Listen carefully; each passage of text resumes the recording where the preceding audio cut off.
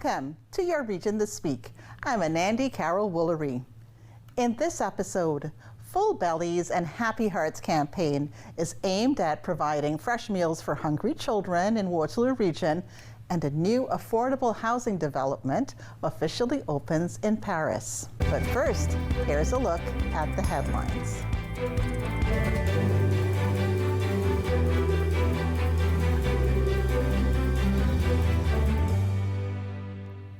A disturbing accident scene near Brantford has police offering support to motorists who passed by the location.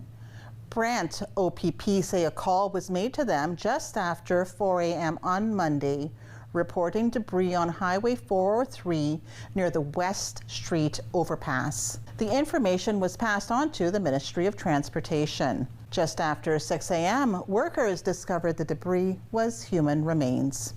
The road was then closed for an investigation. Police are asking anyone who was impacted by Monday's incident to call Brant OPP or SOAR's Crisis Services for support.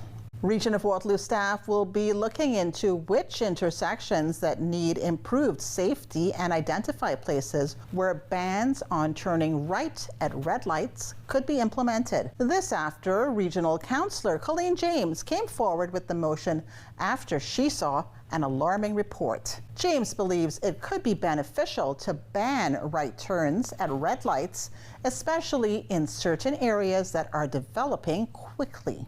I just want to say with this motion, it doesn't focus on a blanket no turns, no right turns on red.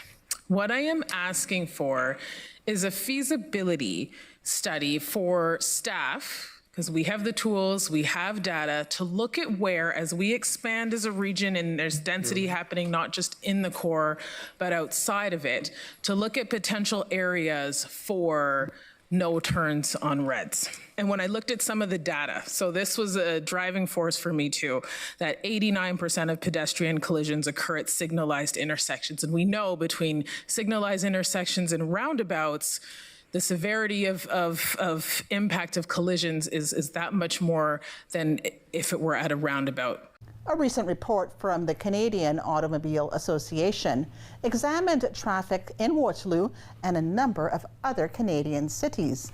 It found about 55% of near misses between a vehicle and a pedestrian happen when the vehicle is making a right turn at an intersection.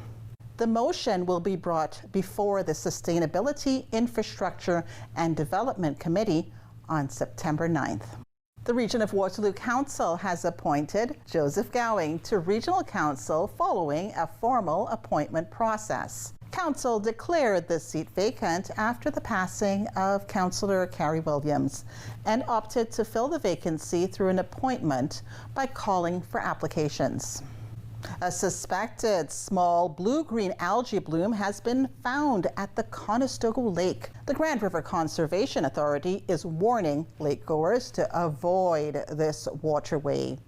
In a news release, the GRCA says hot summer days create the perfect conditions for algae to grow and bloom in large bodies of water. The discovery could mean danger for swimmers and pets. The GRCA warns blue-green algae can be toxic, and if you are visiting the lake, avoid the water, don't swim in it, don't drink it, keep your pets out of it, and don't eat any fish from it. In July, a small blue-green algae bloom was spotted at Bellwood Lake. The concerns around that bloom remain in effect. The GRCA also notes a new bloom will give off a fresh-cut grass smell, while an older bloom smells like rotting garbage.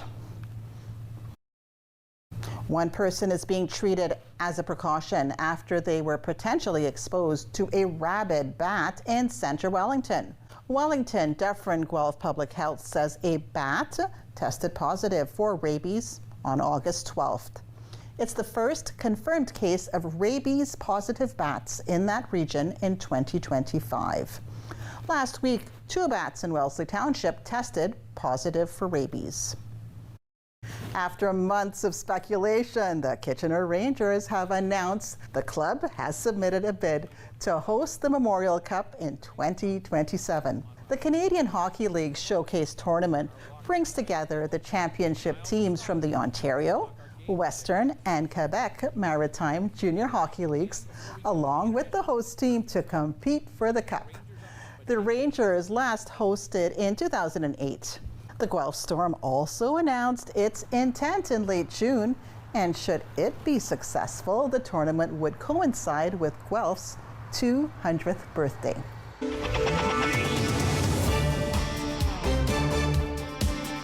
Coming up, changing lives in Paris, cutting the ribbon on a new housing grand opening.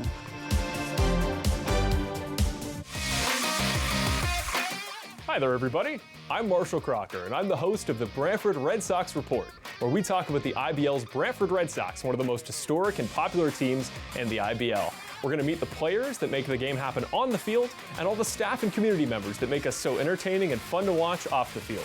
Check us out every week on Rogers TV.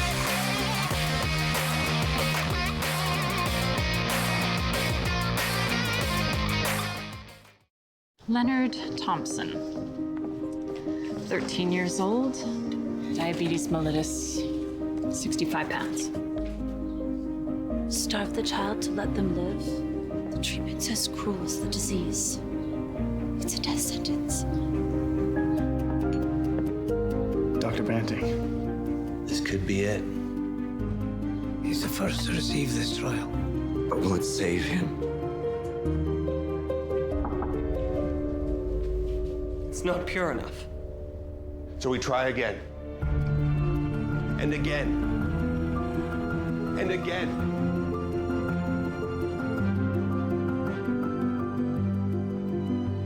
Before the discovery of insulin, diabetes was a death sentence.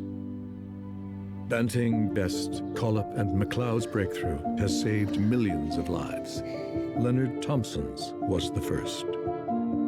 After a night out with your friends, not having a plan for a safe ride home can leave you in a bad spot. You could end up riding in a police car, an ambulance, or a hearse. These unplanned modes of transportation can be a costly choice and do not take you home. Your plan could include a designated driver, a taxi, or public transit. Drink responsibly, choose your ride, and have a plan for a safe ride home. Visit arrivealive.org to find out more.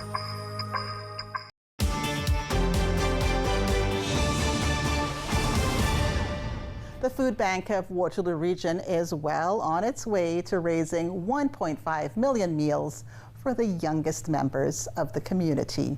The Food Bank of Waterloo Region and our Community Food Assistance Network continue to see the highest need for food assistance in our 41-year history. When we look at the month of June specifically, 26,000 individuals accessed a food assistance program more than 54,000 times. That's telling us that on average, people are accessing food assistance twice a month. Instead of becoming an emergency solution, we are becoming the norm for people because they are simply stretched beyond their means and they are unable to afford the basic necessities in life. We know that food insecurity is a symptom of poverty, which means that people can't afford nutritious food to eat.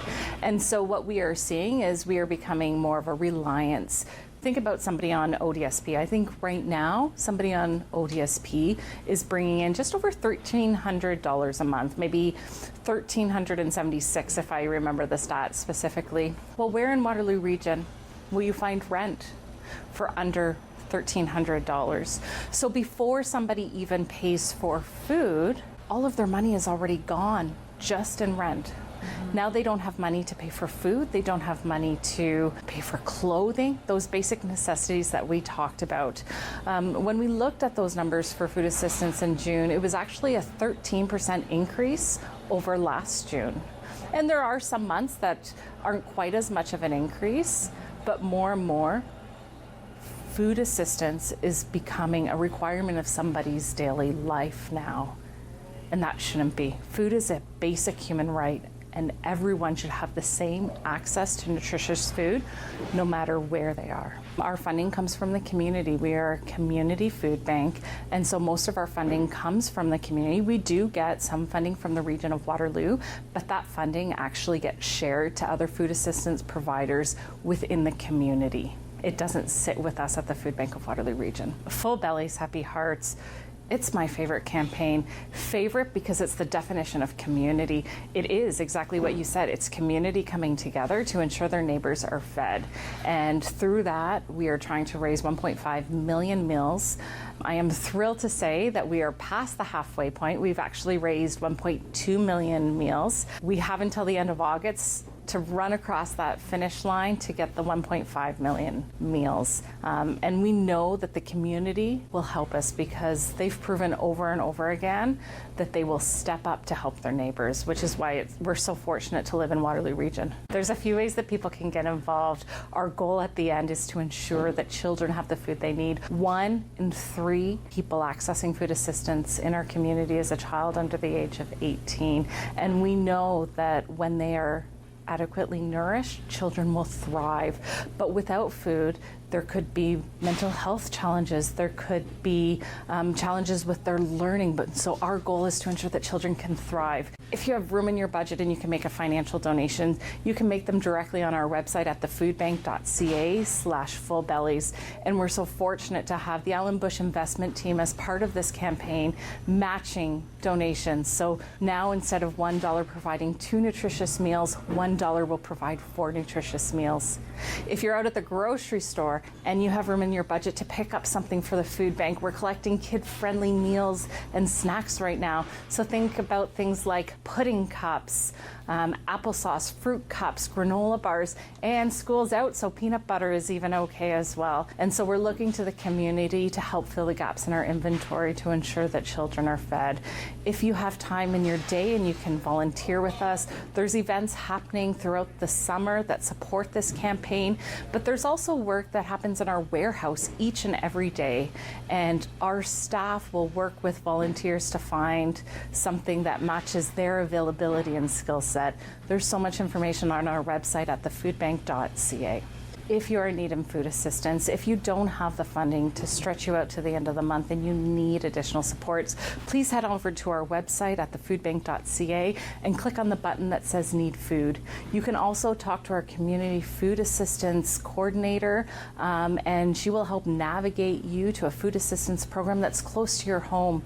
And you can call our office at 519-743-5576, and that number is also on our website at thefoodbank.ca. And finally, the community.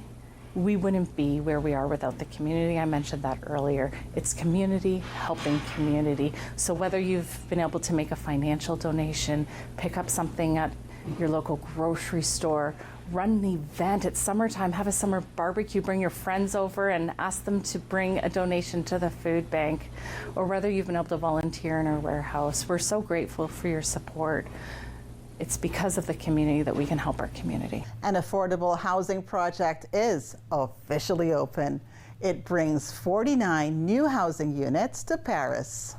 Welcome to the grand opening of 174 Trillium Way here in beautiful Paris. And I'm honored to be here today as we celebrate the addition of 49 beautiful new affordable housing units, homes that will provide singles, couples, small families, and seniors with the safety, stability, and dignity that everyone in our community deserves.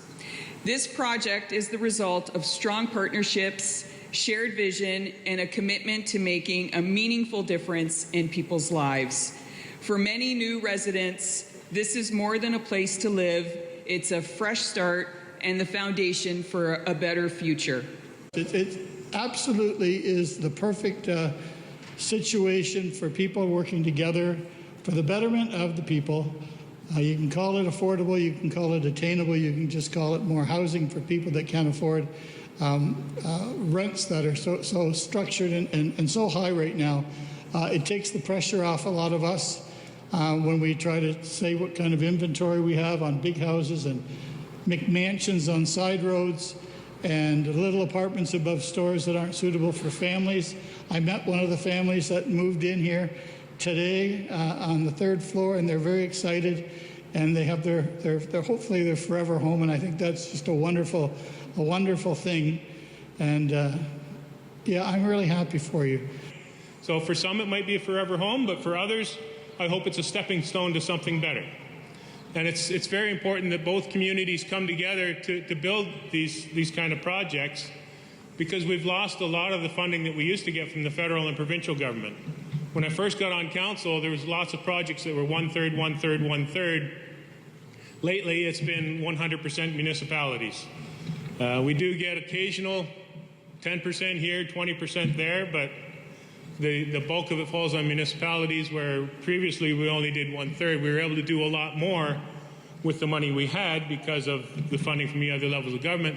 So when we do get enough money together to put something like this together, it's a win for the community. It helps everybody that moves in here, and also maybe where you vacated, somebody else can move into there and get themselves established and started.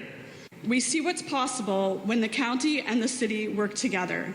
These 49 units, including barrier-free homes, mean more people in our communities will have a safe, affordable place to live. This is progress, but it also reminds us that there's still work to be done. Continuing to grow our housing options will take all of us: municipalities, other levels of government, community partners, and builders pulling in the same direction.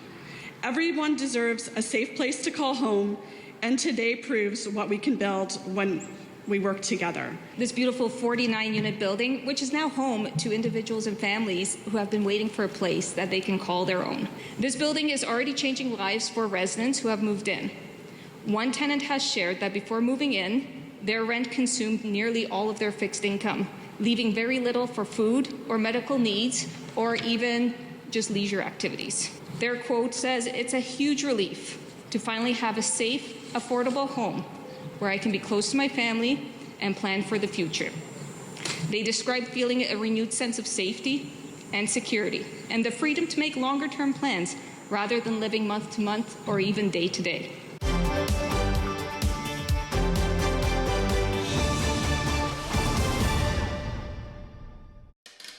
My name is Chef D. Most days, you'll find me feeding high-profile personalities in even higher-pressure kitchens. But now I'm taking an ordinary food truck and a slice of summer to get out of my comfort zone and into parts of the community normally out of my reach.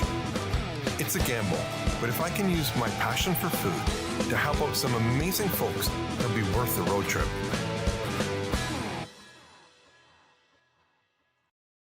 After a night out with your friends, there's always options for getting home safely. You could call your BFF, your mom or dad, whoever you can count on for a safe ride home. You could call your favorite cab company or 1-888 taxi guy, or you could use the Arrive Alive smartphone app to help you choose your ride. Be it a friend, transit, or taxi, getting home safely is app easy. Now available for iOS and Android devices. Visit arrivealive.org to find out more. Arrive Alive, drive sober.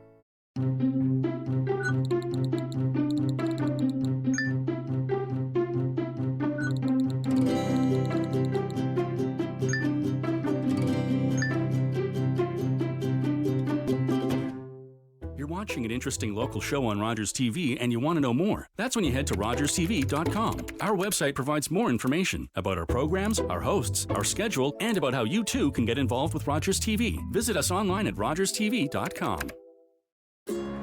It's closing time, and you stayed out longer than you planned. So now you can't drive, and the buses have stopped running. You could always call your girlfriend. Or maybe your roommate? What about your best friend? You could just dial 1-888 taxi guy, or use the Taxi Guy app. The call and the app are free, and they both connect you to a local cab company to bring you home safely. Visit arrivealive.org to find out more. Arrive Alive, drive sober.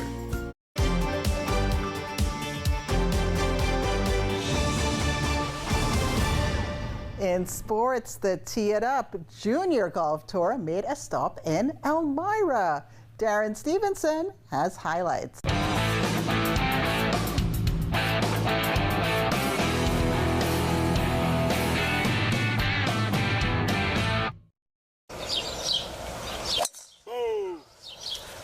It's been a summer of sizzling scores, a few good eats, and hot temperatures on the Tee It Up Junior Golf Tour.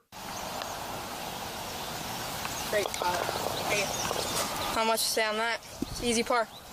Now with the clock ticking towards next week's final two tournaments, the players pushing for low scores and order of merit points at the Elmira Golf Club. I've been playing pretty well these last few weeks. It's the first win boosted my confidence, and I've just been playing some really good golf, and it's obviously fun to be out here with all these guys. Logan Levesque has been lighting it up this summer in the U15 boys division. He posted 2 straight wins heading into the Elmira tournament, and looking on this week in the gallery, his proud grandpa. Golf is big with our family, and as a kid he would just take me out to the course, hit balls on the range, play 9 holes, and he's just taking me to all these tournaments. He's been with me since I was a little kid, and I'm really appreciative. Very humble, but he's enjoying his experience a lot.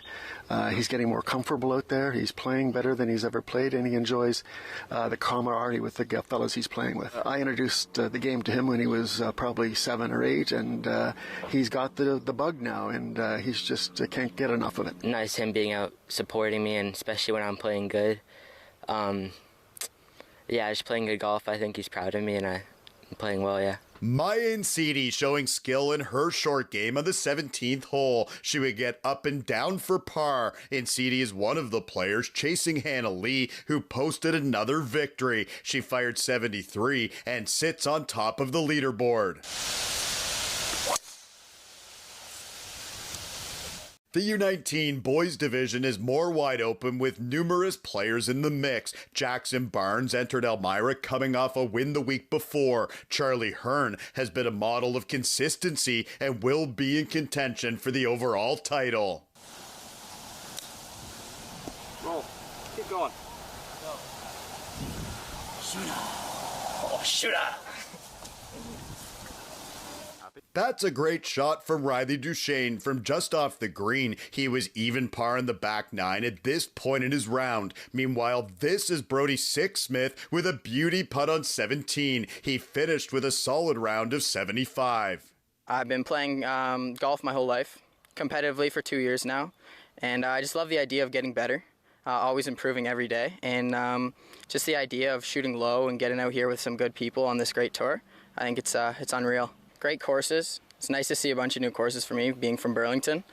A lot of tricky courses, challenging. I think playing safe shots here, finding the fairways, because these holes get pretty tight, and finding some good rolls in the greens. That'll be key today. Found a nice roll there on 17, save a nice par, and continue on 18, finish strong.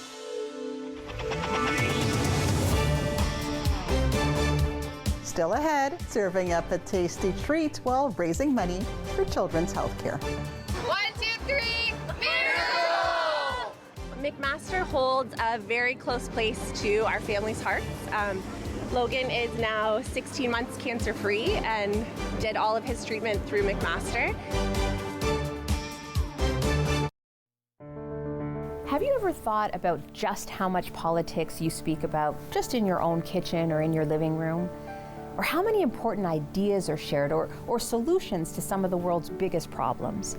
Well, you're in luck, because I'm inviting some of my friends to come and speak to me about everyday politics, and I'm bringing my living room to you. So join me on Wednesday evenings from 6 until 7 for Everyday Politics with Laura May Lindo. After a night out with your friends, there's always options for getting home safely. You could call your BFF, your mom or dad, whoever you can count on for a safe ride home. You could call your favorite cab company or 1-888 taxi guy. Or you could use the Arrival Live smartphone app to help you choose your ride. Be it a friend, transit, or taxi, getting home safely is app easy. Now available for iOS and Android devices. Visit arrivallive.org to find out more. Arrival Live. Drive sober. Ani, I'm Carolyn King, and I'm a member of the Mississaugas of the Credit First Nation and the creator of the Moccasin Identifier.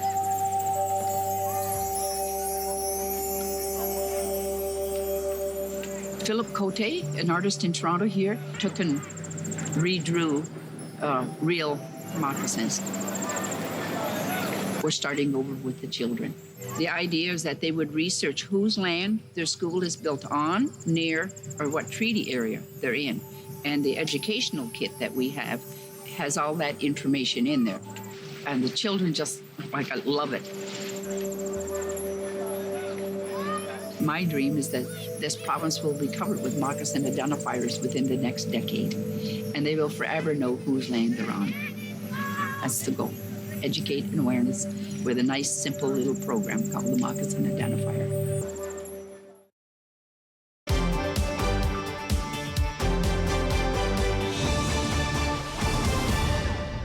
Finally for us, Miracle Treat Day serves up some tasty treats. Our camera stopped by Brantford's DQ on King George Road. So this has been going on for years now with Dairy Queen across the country. I've been involved 9 years since we've owned the business, and we typically raise our stores between $10,000 and $20,000 a year that goes to our host hospital, which is McMaster, for this area. Across the country, it's happening everywhere across the country at all Dairy Queens today. We have 700 locations, and all the net proceeds from the Blizzard sales today go to their local children's hospital. So we should be raising between $2 and $3 million across the country today to help the sick kids out. McMaster holds a very close place to our family's hearts. Logan is now 16 months cancer-free and did all of his treatment through McMaster. And I myself am a childhood cancer survivor who is now almost 33 years cancer-free, and I'm still followed very closely by McMaster. So when opportunity came up, we were like, yes, absolutely. McMaster was kind of our second home for a little while there, and anytime we can offer support and really kind of shout all the good things there is to say about McMaster, then we will do that, especially when there's opportunity to collaborate with our community.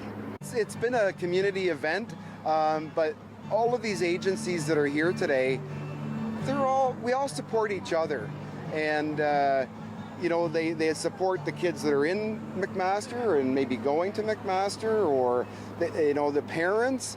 Like, they're all agencies that you need this community support in general to make a system work properly. And it all works together. So McMaster is our host hospital for the Brantford and surrounding area. It was really close to our family, with our daughter spent a lot of time there. And our other daughter spent time at London Sick Kids years ago, 30 plus years ago. And we need to support our community to make it stronger. Well, I think a lot of times we often forget that children do get cancer until it hits us directly. That's our show for this edition of Your Region This Week. Thanks for watching. I'm Anandi Carroll Woolery. See you next time.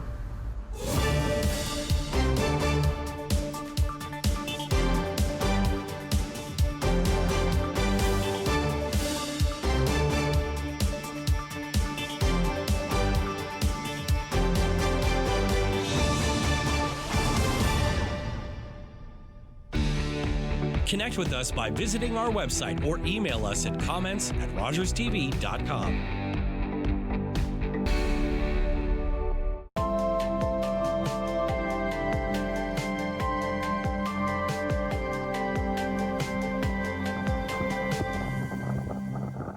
Jack 102.3, playing hits of the 80s, 90s, and more.